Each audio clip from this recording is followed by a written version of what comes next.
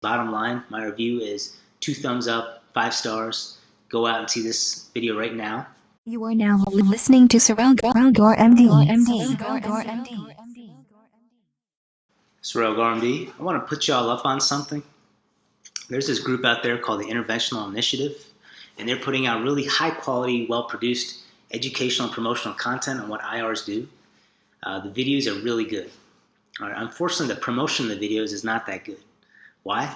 Well, I literally create videos in IR, and I didn't even know about their latest release. They just put out a second episode of their videos, which is called Without a Scalpel. The second episode is titled The Cancer Snipers. It's been out since March of 2017. Let me just cut to the chase. Bottom line, my review is 2 thumbs up, 5 stars. Go out and see this video right now. It's really easy to see. Basically, you just need an Amazon Prime account. Basically, log in, type in Without a Scalpel, and you're right there. Click on it, and you're watching the movie. I'm going to get into this review. Fair warning, though, there's going to be spoilers. You don't want me to ruin it. Check it out first, and then check back on this review. You guys are watching Sorrel Garmdi. So here's my raw thoughts on this video. First of all, who is this interventional initiative? All right. Well, they got a website right here. All right. Several of the doctors here are well-known names in IR. Dr. Spencer, definitely heard her speak. She gives great lectures on venous disease. Dr. Class, I've heard of, mostly because he's the other DK, but he's no substitute for the DK that I know, and that's Darren Keys, the GOAT in the game, in my opinion. All right, they're making these videos to raise awareness of IR. Probably got tired of telling people that they're interventional radiologists and getting a lot of blank stares. Me too, because that's why I started this website, Sorrel Garmdi.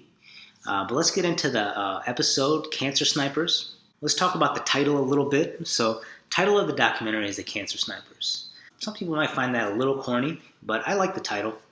One of the doctors in the movie, Dr. Daniel Z. from Stanford, well-known dude, regularly publishes in interventional oncology. Cancer Snipers is how he describes IR to his patients. So he basically tells this one patient, a patient he's seeing for liver cancer, he tells him straight up, I have a sniper squad, and I go in where the cancers are at, and we wipe them out. We kill them all.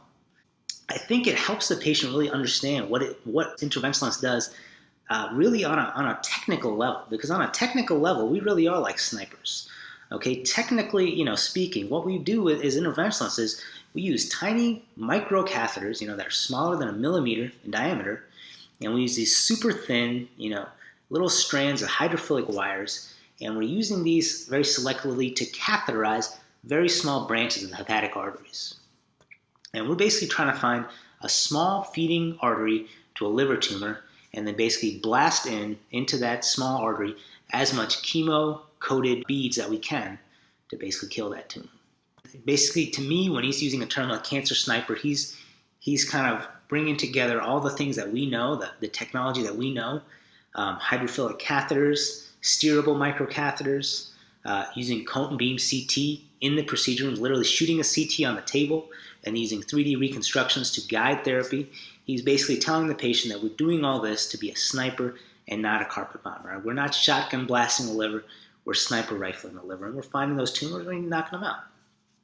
So the patient that Dr. Z is seeing is basically a very typical patient in interventional oncology, patient that has a history of alcohol and injectable opiate use, chronic hep C infection, and therefore chronic liver disease, develops later in life multiple hepatocellular carcinomas.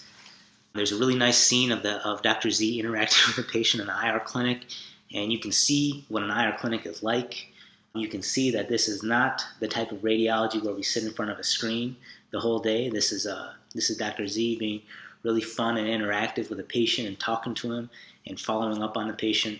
The patient is successfully bridged to transplant, which means that his tumor is successfully treated down to a size that a transplant surgeon basically has the ability to transplant the patient.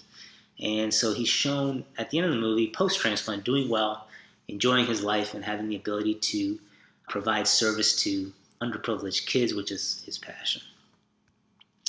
Now, contrast this to the other story. The other story is about a 27-year-old guy named Brian. It's a young guy in really good shape. He's married. He's very skilled in martial arts, and he just finds out he's having a kid with his wife. And then several days after he finds out about that, he finds out that he has metastatic neuroendocrine tumor with a large tumor in his liver. Liver cancer is always not a good thing, but in his particular case, he has a neuroendocrine tumor where these tumors can secrete hormones into the bloodstream, which can affect his hemodynamics and really make him quite sick quickly. So he's being seen by Dr. Class. Dr. Class and Dr. Keys, both the DKs that I know, both amazing interventionalists, a lot of similarities. They both run. All right, so I know Darren runs, and looks like Darren Class also runs. They both practice IO. They both like practicing Y90 treatments, it looks like. They're both radialists, so they both use the left radial artery for access. So the patient that Dr. Class is seeing is really quite sick. They don't really let on how sick he is till later in the movie. The procedure that Dr. Class performs is a radial approach radioembolization using SIR spheres. So the Y90 treatment. So his aim is really not to cure the patient, and he makes it very clear he's not trying to cure the patient. He's trying to decrease the patient's symptoms. He's trying to decrease the patient's liver tumor burden. There is really a heartbreaking scene later on in the movie. Basically, when the patient is being treated, he's basically in the hospital for 2 months, and his daughter has been born, and he hasn't seen her. His wife brings in his daughter to see him in the hospital, and it's a really heartbreaking scene, really sad scene. You can see that he's obviously very sick. He's malnourished, he's emaciated, and there he is holding his daughter, and everyone can tell, obviously, he's not going to be around that much longer, and he's really not going to see her grow up, and it's a goddamn shame. Why a young male, healthy appearing, is diagnosed with a terminal disease at 27, only God knows why. I give the production team a lot of credit because I think theoretically they could have showed any case they wanted. They could have showed the slam dunk small liver lesion that's blasted the radiation and goes away. I think they're showing this because this is a real IR experience, and this Dr. Class really delves into this. Sometimes what we do as an IR is not really even intend to cure disease. We're trying to improve a patient's quality of life, and we're just trying to be there for a patient. A patient may have widespread metastatic disease. They're told they only have a few months to live.